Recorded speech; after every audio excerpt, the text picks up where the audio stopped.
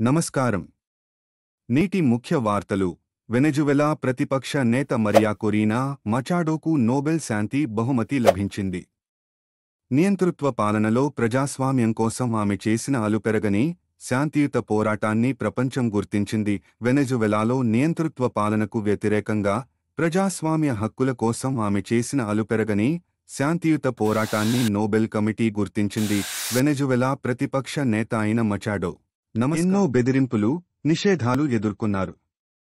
గత కొంతకాలంగా అజ్ఞాతంలో ఉన్న తన పోరాటాన్ని ఆమె ఆపలేదు. నోబెల్ కోసం ట్రంప్ చేసిన ప్రయత్నాలు ఫలించలేదు.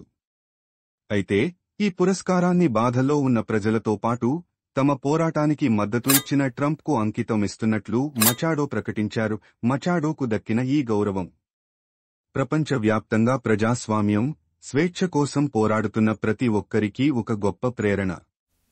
ఇది వెనెజువెలా సమాజం సాధించిన విజయం.